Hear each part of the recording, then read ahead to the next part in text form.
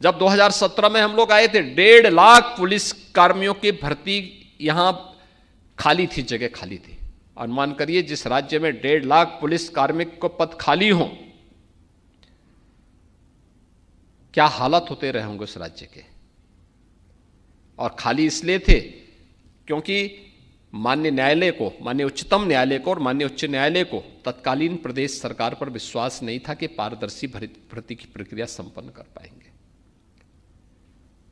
मैं भौचक था, मैंने कभी 1.5 लाख पुलिस की भर्ती, पुलिस के पद खाली पड़े हुए हैं तो ये भर्ती होती क्यों नहीं है। मुझे बताया गया साहब इसलिए नहीं भर्ती हो रही है क्योंकि कोर्ट ने स्टे लगा रखा है। हमने कहा कोर्ट के कुछ ऑब्जर्वेशन तो होंगे, उस ऑब्जर्वेशन को पूरा करो ना, पॉलिसी बनाओ, एक जो मंशा है माननीय न्यायालय की, उस मंशा के अनुरूप पॉलिसी तैयार करो, न्यायालय में सबमिट करो, स्टे वैकेट करो। फिर मेरे सामने प्रस्ताव आया कि साहब अगर हम एक साथ इतनी भर्ती करेंगे तो ट्रेनिंग कहां होगी। मैंने कहा ट्रेनिंग की क्षमता कितनी है, कहा 3000। और मैंने कहा पद कितने खाली हैं, 1.5 लाख। तो मैंने कहा ये तो जिंदगी भर हम ट्रेनिंग ही कराते रहेंगे क्योंकि 9 महीने की ट्रेनिंग है। तो हमने उस समय कहा, मैंने कहा भी आप पैरामिलिट्री, मिलिट्री और अन्य राज्यों से मालूम करो। कुल मिलाकर के हमें ये क्षमता बढ़ करके, यानी मिलिट्री, पैरामिलिट्री और अन्य राज्यों से भी हमने जो सहयोग लिया, कुल मिलाकर के 30,000 हुआ। हमने कहा भी पहले अपनी क्षमता को बढ़ाओ क्योंकि भर्ती की प्रक्रिया कोई आज एक दिन में तो होगी नहीं। हम आज विज्ञापन निकालेंगे, स्क्रीनिंग होगी, प्रक्रिया को बनते बनते बनते कम से कम इसमें 9 महीने का, 9 से 10 महीने लगेंगे। अगर हम तेजी करेंगे तब अच्छा होगा कि हम लोग इस दौरान अपनी ट्रेनिंग की क्षमता को बढ़ाएं, अच्छे ट्रेनर तैयार करें। और आज मुझे बताते हुए प्रसन्नता है, इस समय हमने 60,000 भर्ती एक साथ की है पुलिस कार्मिकों की, 60,200। और इस 60,200 की ट्रेनिंग एक साथ हम करने जा रहे हैं।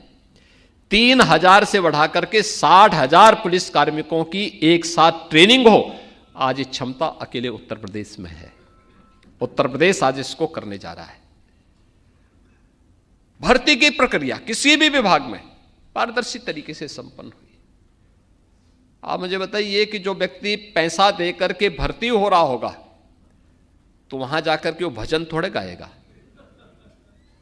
और यही होता था, यहां पे यही होता था, बोली लगती थी, चाचा भतीजे में प्रतिस्पर्धा होती थी कौन कितना वसूली कर ले। लेकिन आज ऐसा नहीं है, आज पारदर्शी तरीके से सारे कार्य चल रहे हैं। और यही कारण है सरकार पॉलिसी लाई, अपने रिसोर्सेस को बढ़ाए, सरकार ने अपनी इनकम बढ़ाई, अतिरिक्त टैक्स का बोझ जनता जनार्दन पे भी नहीं देने दिया। सबसे कम वैट वाला राज्य यूपी है और सबसे अच्छी सुविधा भी उत्तर प्रदेश अपने यहां देने का प्रयास कर रहा है। इंफ्रास्ट्रक्चर पर ध्यान दिया गया। आज आप देखते होंगे उत्तर प्रदेश के अंदर कहीं जाते होंगे, कहीं गंदगी नहीं दिखती होगी, अव्यवस्था नहीं दिखती होगी, अराजकता नहीं दिखती होगी, दंगा नहीं दिखता होगा, अनावश्यक शोरगुल नहीं दिखता होगा।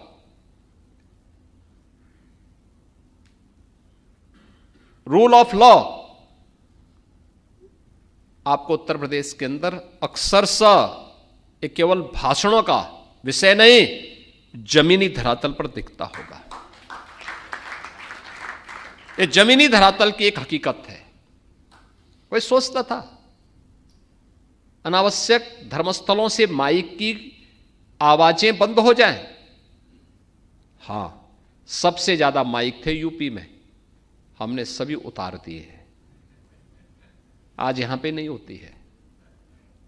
पर्व और त्योहार के अवसर पर सड़कें जाम होती थीं और प्रतिस्पर्धा फिर विकास के लिए नहीं होती थी। एक पक्ष कहता था धर्मस्थल के अंदर जगह है, वो कहता नहीं मैं तो सड़क पे ही करूंगा। हमने कहा सड़क चलने के लिए है, और अगर सड़क पे ज्यादा देर खड़े रहोगे, जाम करोगे, तो हर्जाना भी भुगतना पड़ेगा फिर। अब तय कर लो क्या करना है। आज आप देखते होंगे सड़कों पर कोई भी ऐसा नज़ारा नहीं होता है, सड़कें खाली हैं। अलविदा की नमाज में भी आपने देखा होगा और ईद के अवसर पर भी देखा होगा। उधर ये लोग करते थे तो दूसरी तरफ भी लोग आते थे, कहते थे साहब अब हम तो भी हनुमान चालीसा चौराहे पे करेंगे। हम उनको समझाते थे अरे मंदिर का ये जगह है। लोग कहते थे नहीं, जब वो कर रहे हैं तो हम भी करेंगे। हमने कहा नहीं कि किसी को भी नहीं करने देंगे। आज आप देखते होंगे कॉमन मैन को समस्या नहीं, बेटी भी सुरक्षित हुई तो व्यापारी भी सुरक्षित हुआ है। ये तब जब सुरक्षा का एक बेहतर वातावरण दिया गया। लेकिन बेहतर वातावरण देने के लिए अचानक सरकार कदम नहीं बढ़ा सकती। पुलिस की पारदर्शी भर्ती की प्रक्रिया को आगे बढ़ाया गया, उनकी कैपेसिटी बिल्डिंग किया गया।